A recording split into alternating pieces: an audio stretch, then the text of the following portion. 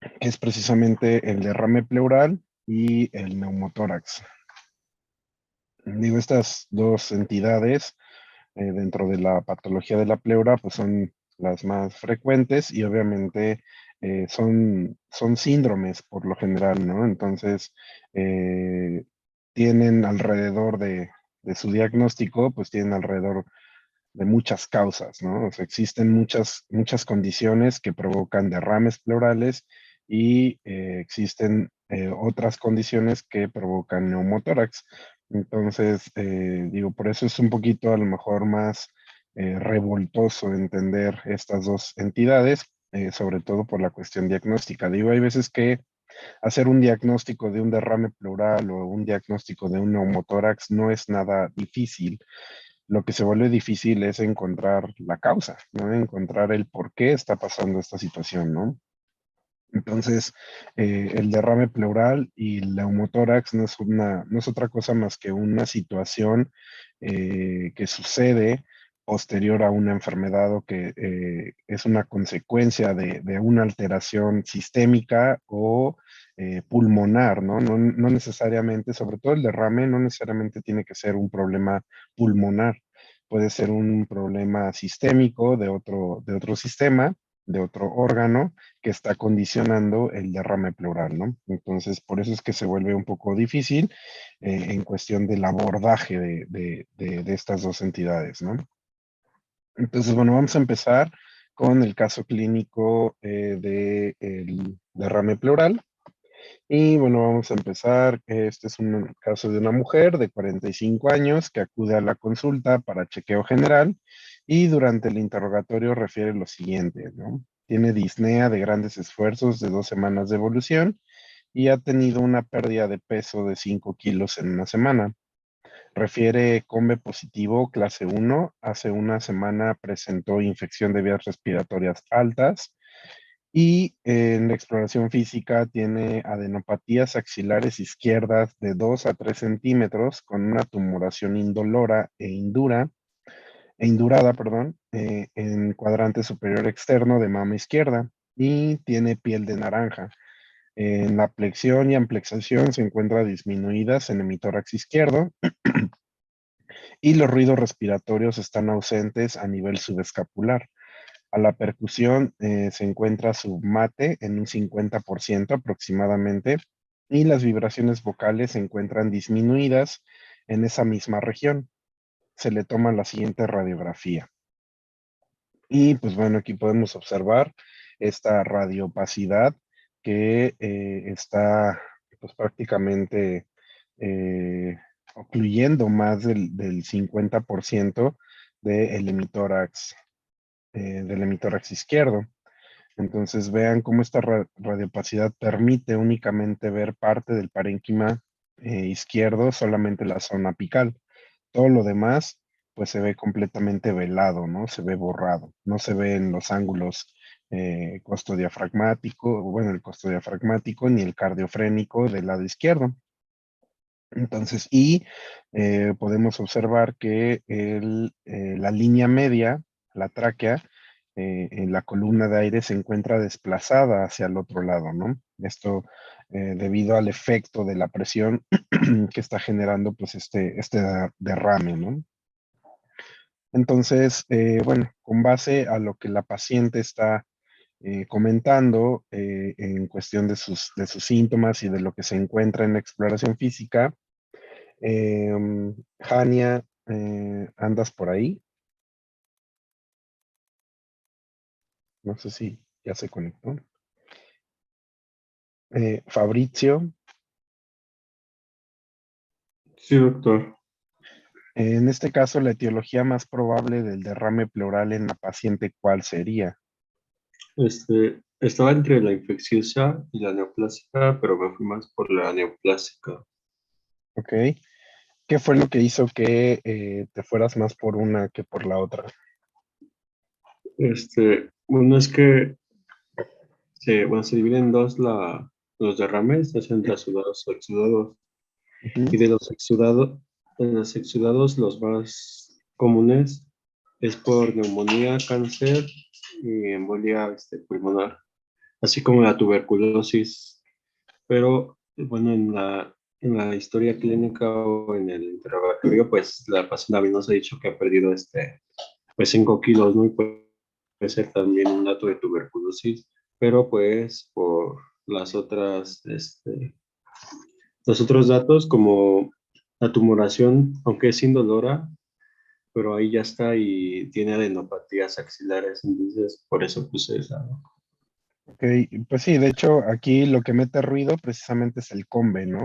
Que tiene un combe de clase uno. O sea, ¿eso qué significa? Que tiene contacto con gente que tiene tuberculosis, ¿no? Sin embargo, recordemos la clase de tuberculosis y recordemos que está esa parte de las personas que pueden estar en contacto y que ese es un factor de riesgo para poder tener tuberculosis. Sin embargo, la paciente no tiene síntomas como tal de una tuberculosis activa, ¿no? A excepción de la pérdida de peso, quizás, pero no tiene tos, no tiene disnea, ¿no? No ha tenido fiebre.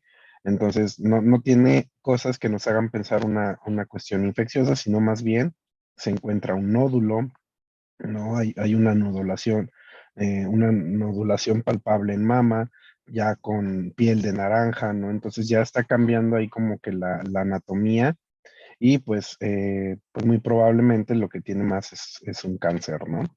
Entonces, pues sí, sí, obviamente estos son los datos que van a encontrar en todos los exámenes, no solamente quizás en el mío, sino que todos los exámenes, para selección de lo que quieran, van a meter cosas así que les van a meter ruido, ¿no? Les van a meter así como de, ay, es que puede ser esto porque tiene un combe positivo, ¿no? Pero como que también tiene datos de esto, ¿no? Entonces traten de ser como un poquito más objetivos y enfocar la atención en qué es a lo que va el paciente, ¿no? En este caso, poner atención a qué es lo que está haciendo o qué es lo que está haciendo más notable en el caso de la paciente, ¿no?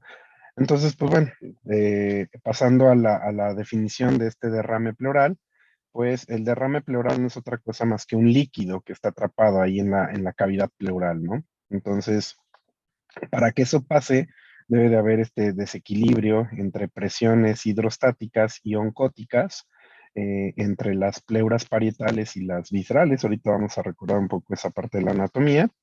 Y este desequilibrio en estas dos presiones lo que va a provocar es que pase el líquido hacia la cavidad pleural y se empiece a llenar de este líquido, ¿no? Digo, recordemos que el espacio pleural o la cavidad pleural debe de tener cierto líquido en una capacidad mínima para poder provocar, o más bien para evitar una fibrosis entre una pleura y otra, o una fricción, más que fibrosis, una fricción entre ambas pleuras, ¿no? Y que pueda permitir los movimientos respiratorios. Entonces, recordemos que la pleura es un tejido conjuntivo mesenquimatoso que tiene células mesoteliales y que va a tener vasos sanguíneos, vasos linfáticos, va a tener también nervios, ¿no? Nervios que van a provocar sensibilidad dolorosa, sensibilidad de distensión, y pues obviamente es lo que va a permitir que duela el pulmón, ¿no? Cuando hay veces que llegamos a escuchar a los pacientes que dicen, doctor, es que me duele el pulmón, ¿no? Y realmente pues el pulmón no tiene fibras sensitivas, pero lo que sí tiene fibras sensitivas es la pleura. Entonces, tiene estos vasos sanguíneos también y los vasos linfáticos que son necesarios para drenar el líquido que se está generando en esa área. Y pues obviamente existe una diferencia de presiones entre la parte extrapleural y la parte pulmonar. Entonces, esta diferencia de presiones hace que la cavidad pleural tenga una presión negativa, que es una presión subatmosférica, lo que hace precisamente que permita esta extensión en el momento, sobre todo en el momento de la inspiración. Y esta presión negativa va a depender en qué parte del pulmón se encuentre, ¿no? Es más negativa es menos negativa en los ápices, y conforme va bajando hacia las bases, pues hay una diferencia de aproximadamente 8 centímetros de agua de presión entre las bases y los ápices. y durante la inspiración la presión se hace menor, precisamente por esta cuestión de que al momento de inspirar se concentra más o se jala más esta presión hacia lo negativo, ¿no? Entonces, durante la expiración, regresa otra vez todo como la presión hacia lo normal y pues aumenta la presión de la cavidad pleural. Esto lo vamos a retomar un poquito más, sobre todo porque las presiones tienen que ver más con la cuestión del neumotórax. Pero a rasgos generales, tenemos la cavidad pleural, tenemos aquí la pleura parietal, este es el pulmón y esta es la pleura visceral, y entre estos dos existe este espacio, esta cavidad pleural, este espacio pleural, que permite el movimiento precisamente de expansión en la inspiración y la relajación del pulmón en la expiración, ¿no? Entonces, viéndolo desde otro punto de vista en un corte, tenemos aquí el arco costal, el músculo intercostal y tenemos pegado a la cavidad torácica interna, a la cara interna de la cavidad torácica, vamos a tener la pleura parietal. Y pegado al pulmón tenemos esta pleura visceral y en medio de ellos tenemos el espacio pleural, ¿no? En este otro corte transversal, en un corte anatomopatológico o anatómico, tenemos esto es la cavidad pleural, lo que se observa en negro. La pleura parietal va a estar pegada al pulmón y la pleura parietal está pegada aquí a la caja torácica y la pleura visceral está pegada aquí al pulmón, ¿no? Entonces, bueno, el líquido pleural eh, es un líquido que precisamente tiene un movimiento, ¿no? Un movimiento entre la pleura y el sistema vascular, ¿no? Entonces, para que exista este líquido pleural y para que más bien exista este movimiento del líquido pleural, deben de manejarse ciertas presiones, tanto de las presiones capilares como de las presiones de la pleura como tal, ¿no? Entonces, existe esta ley que se llama ley de intercambio transcapilar, que depende precisamente de la presión hidrostática, tanto de la diferencia que hay entre la presión del capilar como de la presión pleural. Recordemos que el capilar va a tener mayor presión hidrostática que la pleural, menos la presión oncótica, igual, ¿no? De la presión oncótica capilar como de la presión oncótica pleural, ¿no? Y esta presión oncótica, recordemos que la proporcionan las proteínas, en particular la albúmina, ¿no? Son de las que mantienen esta presión proteínica que ayuda también a evitar la fuga capilar del líquido, ¿no? Entonces, esta diferencia que existe entre un espacio y otro, pues va haciendo que se mueva el líquido de acuerdo a las presiones que maneja. Entonces, este líquido constantemente se está moviendo para poder drenarse, para poder filtrarse y para poder intercambiar pues ahora sí que sus nutrimentos, ¿no? Todo lo que trae y todo lo que viene de desecho hacia la vía linfática. Entonces, bueno, aquí tenemos la pleura visceral, que es la que está pegada al pulmón, uh-huh, y el pulmón pues va a tener cierta filtración de líquido del espacio intersticial y pues obviamente va a llegar a la pleura visceral va a atravesar a la cavidad pleural y posteriormente tenemos la filtración hacia los capilares y hacia el drenaje linfático. Entonces, este movimiento que existe tanto de los capilares de la pleura parietal hacia la cavidad pleural y de la pleura visceral que viene del pulmón hacia la cavidad pleural, que por medio de este drenaje linfático va a mantener este espacio y esta cavidad pleural libre de líquido, ¿no? O con una cantidad de líquido que únicamente permita este movimiento entre ambas pleuras, ¿no? Y bueno, aquí tenemos el diafragma. Entonces, este es más o menos el movimiento que se genera entre los líquidos de ambas pleuras, tanto de la pleura visceral como de la pleura parietal. Aquí, bueno, otra imagen, igual el espacio pleural. Tenemos aquí todo lo que es la pleura parietal y la pleura visceral, ¿no? La pleura visceral que va a tener también sus capilares, va a tener también toda esta cuestión de líquido que viene de los alvéolos, del espacio intersticial, que se va a mover hacia el espacio pleural, y este espacio pleural va a ser drenado por medio de la linfa. Entonces, hablando específicamente ahorita del cáncer, retomando el caso de la paciente, algunos cánceres tapan estos orificios linfáticos y obviamente es lo que obstruye el paso y el drenaje de este espacio pleural. Entonces, todo el líquido que viene de aquí, de la cavidad pulmonar, o bueno, de todo lo que son el espacio intersticial y los alvéolos, todo este líquido que viene de esta zona, que llega hacia el espacio pleural, ya no se puede drenar precisamente por algunas obstrucciones que hay en el espacio linfático, y esto en ocasiones se ve mucho también en los mesoteliomas, ¿no? En los tumores de la pleura, en el cáncer pleural. Entonces, este es una de las formas de la fisiopatología en la que evita que se drene este espacio, se empieza a acumular el líquido y es lo que provoca los derrames, ¿no? Bueno, eso es como parte de una de las explicaciones en cuestión de la fisiopatología, ¿no? De algunas entidades, no de todas. Ahorita vamos a hablar de varias otras entidades que dan otro tipo de manifestaciones fisiopatológicas. Entonces, bueno, pasando aquí a la segunda pregunta del caso de la paciente, se le toma una muestra de líquido pleural y el líquido pleural se reporta como exudado, como lo comentabas hace rato, Fabricio, pues sí, se reporta exudado y hay una presencia de líquido hemático, por lo que se solicita la siguiente prueba. En este caso, Wendy, ¿qué solicitarías ante la sospecha bueno, diagnóstica de la paciente? Pues yo puse la letra A, mastografía, porque pues bueno, como comentó mi compañero Fabricio, pues el exudado pues es característico de la neoplasia. Y aparte, pues la paciente también decía que tenía adenopatía axilar y una masa en la mama izquierda, me parece. Entonces, pues todo eso pues como que nos va llevando a sospechar de cáncer de mama, entonces yo pediría una mastografía.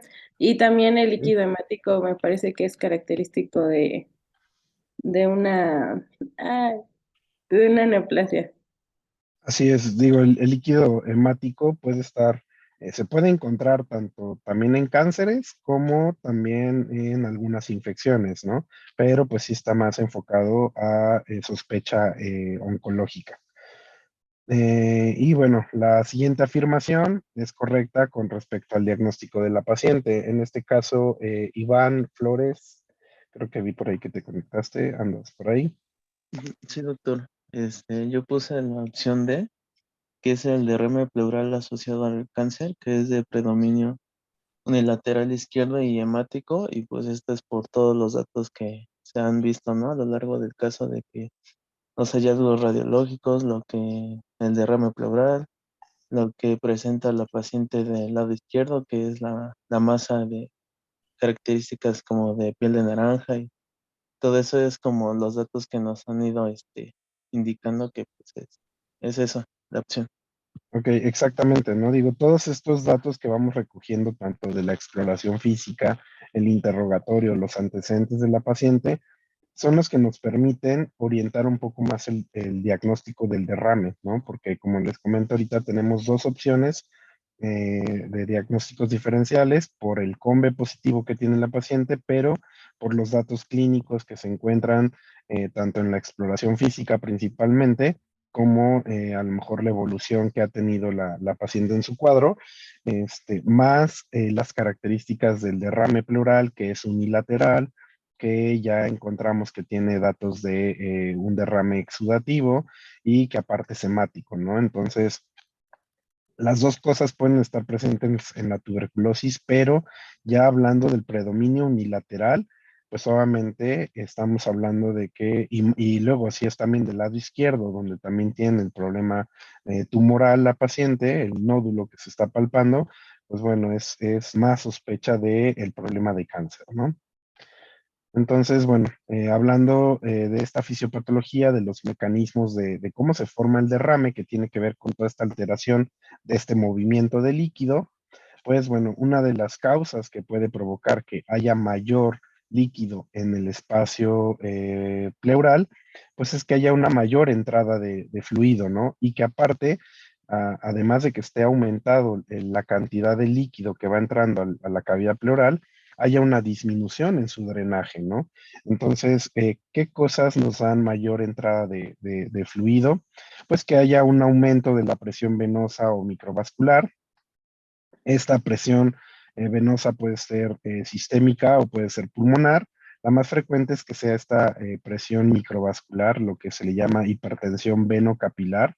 Esta hipertensión venocapilar, pues a lo mejor la escucharon mucho en las clases de cardio en cuestión de la falla cardíaca, ¿no? Cuando tenemos, incluso cuando se llega a ver alguna alteración en la sístole o en la diástole del ventrículo izquierdo, pues obviamente va a tener problemas y dificultades en todo lo que es el retorno sanguíneo, o más bien todo lo que viene detrás del ventrículo izquierdo, de la aurícula izquierda, del atrio izquierdo, pues es precisamente esta vasculatura venosa pulmonar que viene del pulmón y que empieza a aumentar la presión a nivel pulmonar, y este aumento de la presión va a generar una fuga capilar en el espacio intersticial, lo cual cuando llega al contacto de la pleura visceral, pues va a aumentar esta presión en ese espacio, lo cual va a provocar mayor entrada de flujo de líquido al espacio pleural, ¿no?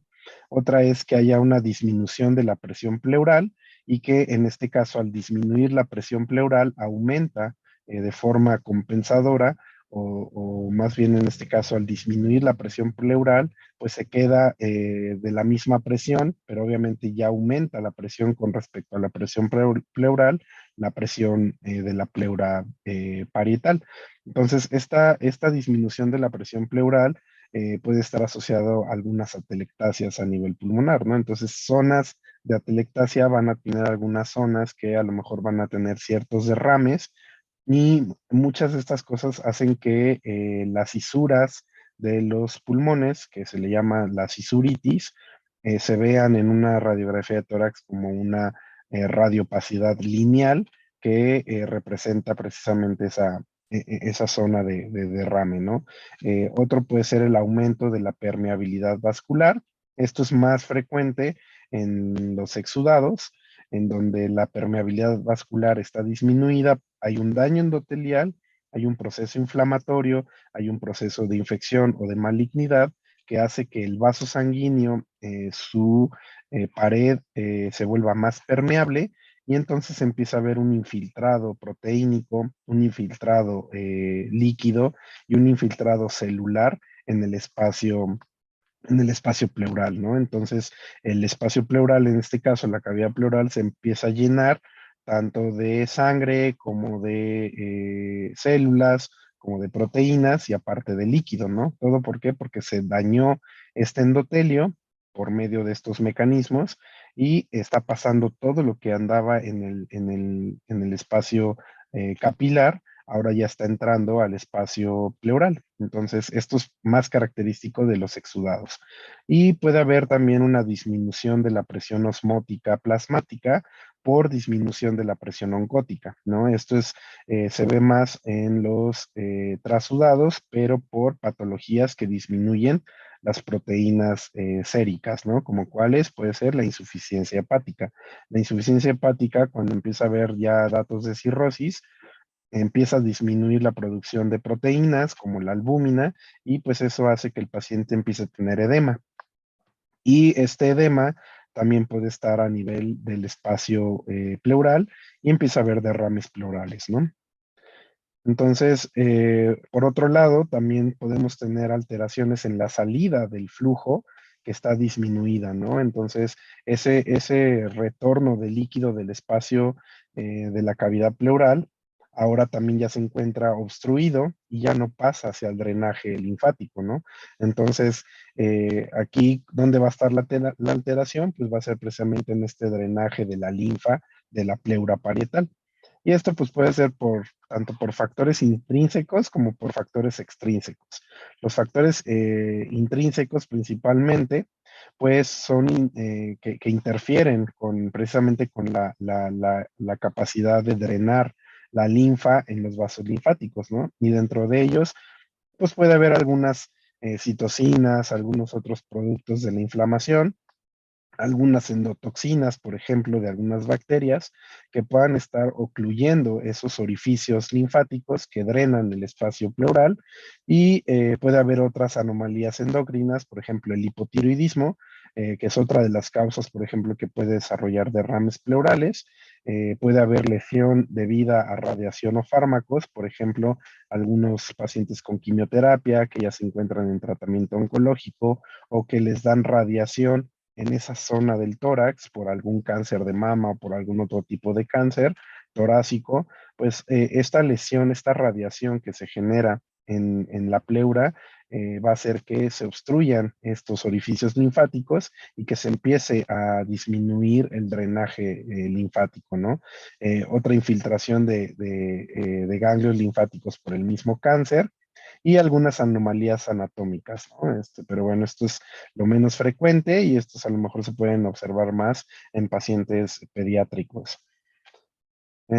Y los factores extrínsecos, pues bueno, puede ser alteraciones en la limitación del movimiento respiratorio, por ejemplo, aquellos pacientes que se encuentran con algún tipo de parálisis del diafragma, o que no pueden tener un buen movimiento diafragmático. Esto hace que la limitación en este movimiento permita que se quede estancado, como por así decirlo, el líquido, que no haya un drenaje adecuado, ¿no?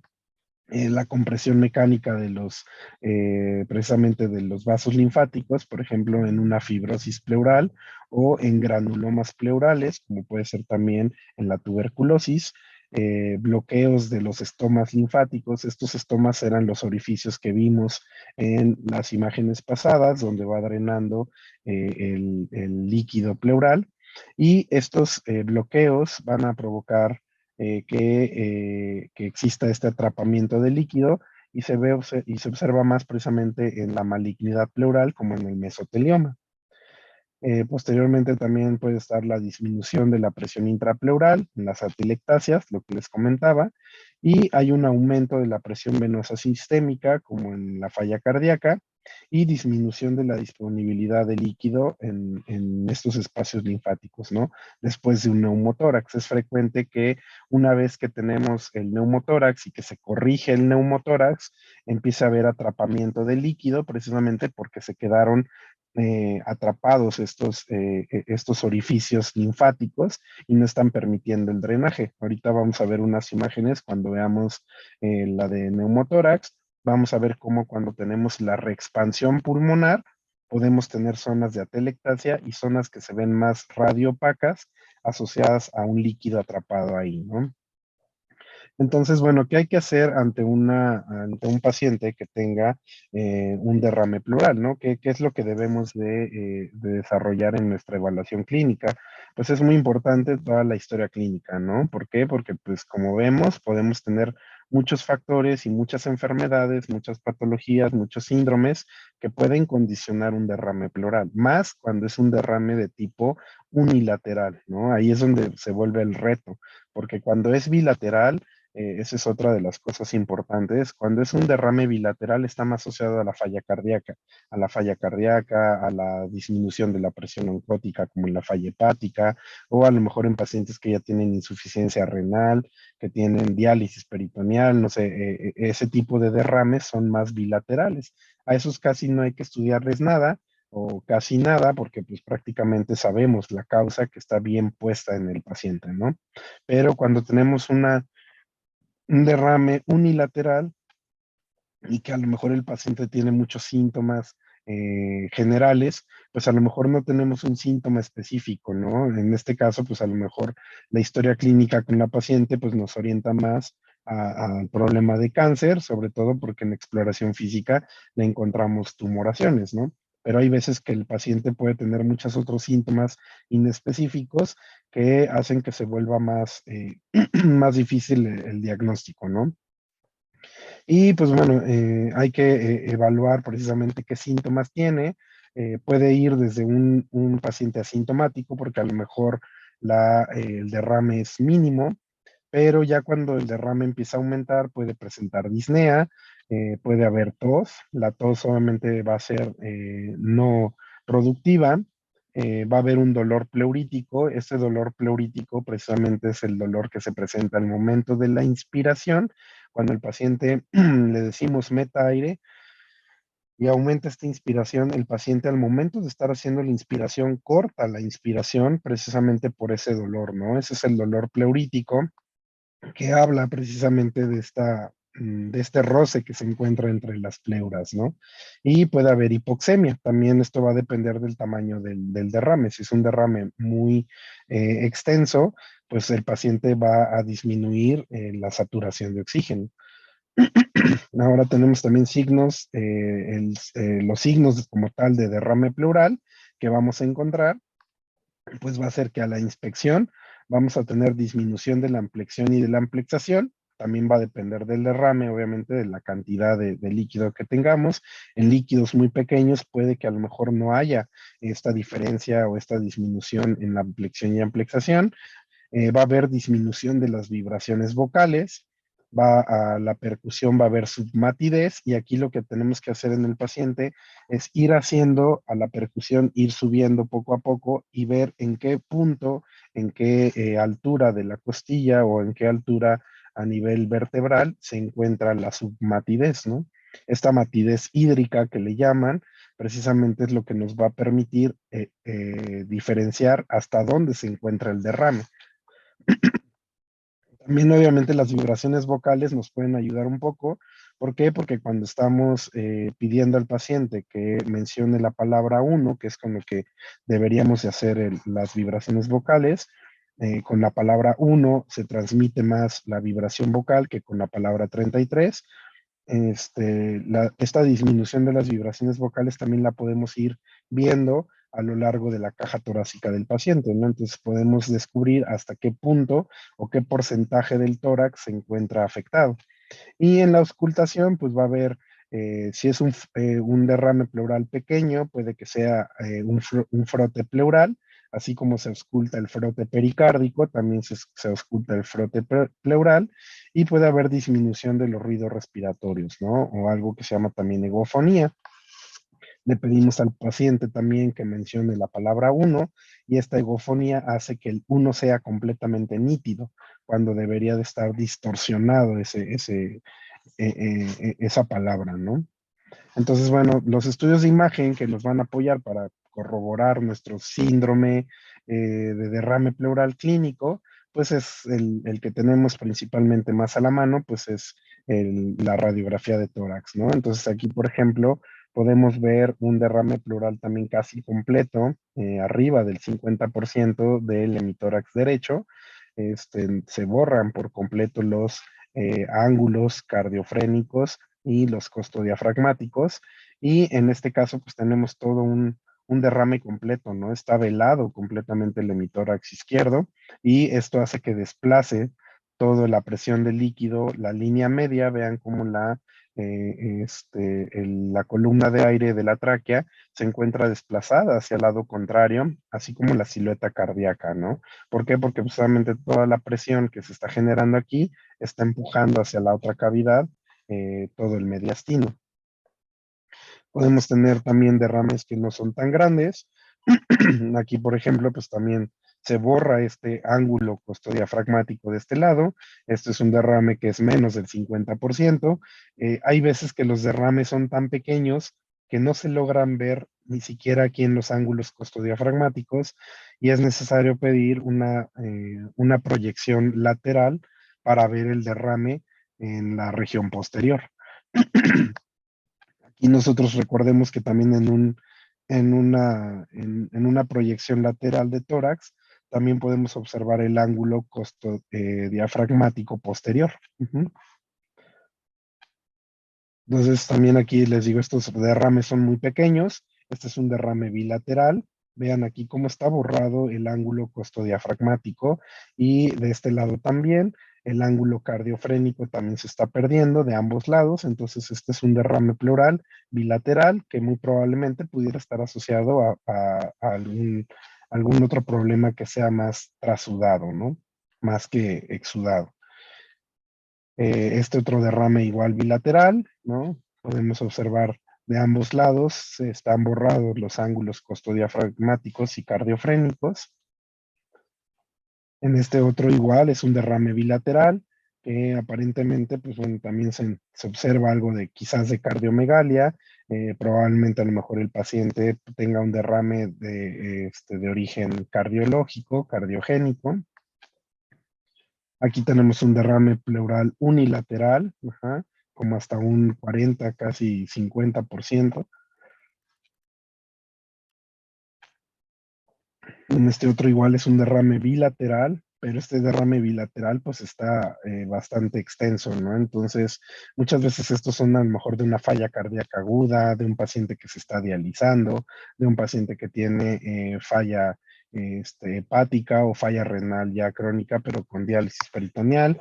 Entonces, estos pacientes pues van a ser muy sintomáticos, ¿no? Estos pacientes van a tener hipoxemia, van a tener disnea, incluso van a tener disnea al decúbito, van a requerir estar sentados, van a tener ortopnea, disnea paroxística, ¿no? Este derrame es muy pequeñito y de hecho hay veces que no se logra ver un derrame en una placa de tórax póstero anterior, en una proyección póstero anterior, y a veces se requiere del uso de tomografía, ¿no? La tomografía nos va a ayudar mucho para ver derrames septados.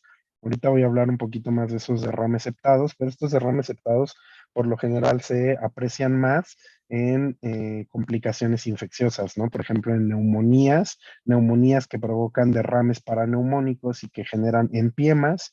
Estos empiemas que son derrames pleurales pero infectados, que son pus prácticamente, ¿no? Es un proceso purulento que se encuentra en el espacio pleural, y este proceso de pus pues va a generar que se empiecen a septar, empiezan a formar como tabiques entre la pleura, y eso hace que el derrame se complique. Entonces el tratamiento pues va a ser mayor, ¿no? El tratamiento va a requerir de una sonda endopleural.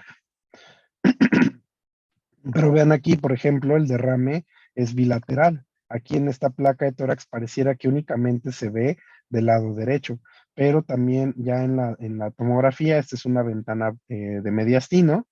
Recuerden que tenemos ventana pulmonar y ventana de mediastino. En esta ventana de mediastino se pueden observar mejor estas estas hiperdensidades comparadas con el parenquima pulmonar. Vean cómo se ve este líquido que está aquí en este espacio, que ese es el espacio pleural, y se encuentra de ambos lados.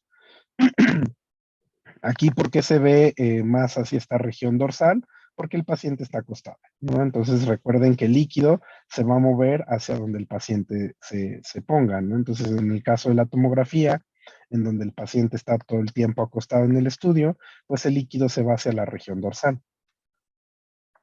Acá tenemos otro dato de derrame, pero este derrame es muy pequeño, pareciera que está algo lobulado. Aquí también vean cómo en este derrame que se encuentra en esta región posterior, pareciera como que hay algunas burbujas de aire, ¿no? Entonces muy probablemente incluso hasta pudo haber tenido parte de neumotórax, ¿no? Hay algunas veces que los pacientes tienen hidroneumotórax, tienen agua y aparte tienen aire. Este es otro derrame bilateral en una tomografía. Vean cómo hacia la región dorsal es donde se deposita el líquido. Y pues aquí, por ejemplo, estos son derrames septados, ¿no? O sea, vean cómo aparte pues tiene como procesos de focos neumónicos que son bilaterales. Entonces probablemente este paciente hizo un derrame paraneumónico por una neumonía. una neumonía que está complicada, ¿no? Porque ya se está como septando este derrame. Entonces, si ustedes se fijan, vean cómo el líquido también está atrapado acá arriba, en la región anterior, ¿no? No solamente se queda en la región posterior, sino que también ya se va hacia la región anterior y no cae por gravedad. Entonces, estos líquidos ya se encuentran atrapados y son más difíciles de retirar. Un derrame pleural maligno, que igual también pues abarca todo el hemitórax, ¿no? Todo el diámetro anteroposterior del tórax, también se encuentra pues con tendencia a estar septado. Estos pues se tienen que manejar con sonda endopleural, ¿no? Otro derrame que también es bilateral, pareciera ser más hídrico, ¿no? Porque pues cae más hacia la cuestión de la gravedad. Vean cómo se va hacia la región posterior. Y pues bueno, hablando ya específicamente de los tipos de derrame, pues tenemos los derrames que son trasudados, que únicamente estos trasudados hablan de ese desequilibrio entre la presión hidrostática y de la presión oncótica, lo que hace que permita el paso de líquido hacia la cavidad pleural, pero no tiene algún otro componente. En cambio, los exudados, estos son más debidos a una lesión endotelial de tipo inflamatorio que ocasiona el paso tanto de células, de proteínas, como de líquido, ¿no? Entonces, existen estas tres cosas en el exudado. Por eso es que las características del exudado son más, tienen otras características diferentes a estos trasudados que son más transparentes. Esto es pura agua, ¿no? Los trasudados, mientras que los exudados contienen más proteínas y más células. Entonces, bueno, las causas de trasudados, pues, podemos tener la insuficiencia cardíaca, que es la principal causa del trasudado. Puede haber atelectasias, el síndrome nefrótico, como les comentaba, algunos pacientes que ya tienen una proteinuria importante, arriba de 3.5 gramos, pues iban a generar una disminución de proteínas séricas que van a generar la disminución de la presión oncótica y obviamente la formación del derrame, ¿no? Otra causa de trasudado, pues la insuficiencia hepática por la hipoalbuminemia que se genera, la diálisis peritoneal y el hipotiroidismo, ¿no? Que hay veces que el hipotiroidismo puede tener también características de exudado, ¿no? Y pues bueno, de causas de exudados, pues principalmente son los infecciosos, como les comentaba, los derrames paraneumónicos, en una neumonía, la tuberculosis, la malignidad, cualquier tipo de cáncer, pero principalmente cáncer hematológicos, cáncer de mama, ¿no? Pueden estar asociados a los derrames, algunas causas inflamatorias como la pancreatitis, una tromboembolia pulmonar, el síndrome de insuficiencia respiratoria aguda, que puede ser ocasionado por muchas otras alteraciones inflamatorias, como la pancreatitis misma, la tuberculosis, la autoinmunidad también, enfermedades como la artritis reumatoide, lupus eritematoso sistémico, también van a dar causas exudativas, porque aquí hay un daño endotelial, pero aquí está ocasionado principalmente por estos complejos autoinmunes. Y la granulomatosis, ¿no? Que también son otra de las causas que hacen que se tapen estas zonas de drenaje linfático y que también aumenten el daño endotelial. Entonces, para poder determinar si es un exudado o es un trasudado, tenemos que hacer algo que se llama toracocentesis, que es la recolección precisamente de este líquido, ¿no? Es esta técnica en donde vamos a puncionar el derrame y vamos a obtener muestras para poderlas mandar al servicio de laboratorio o de patología, dependiendo si tenemos algunas células ahí que creemos que sea un cáncer, un mesotelioma, lo mandamos al servicio de patología para valorar estas células, ¿no? Pero entonces, bueno, la toracocentesis es esta técnica donde tenemos que poner al paciente en esta posición sentada obviamente siempre y cuando el paciente lo permita, ¿no? Porque si el paciente está intubado, pues ya utilizamos otras técnicas, ¿no? Pero si el paciente está despierto y, bueno, es capaz de mantenerse sentado, pues lo ponemos en esa posición, precisamente para que los arcos costales estén un poquito más abiertos y nos permita el abordaje de la región posterior. Digo, actualmente, pues ya con toda esta tecnología nueva que hemos estado teniendo, pues ya se puede hacer vía ultrasonido, ¿no? Digo, no todos los hospitales cuentan con un ultrasonido o con personal que sepa utilizar el ultrasonido para poder hacer este tipo de procedimientos. Hay veces que lo que utilizamos es la pura anatomía, contamos los espacios intercostales y alrededor del quinto espacio intercostal, en la línea axilar posterior,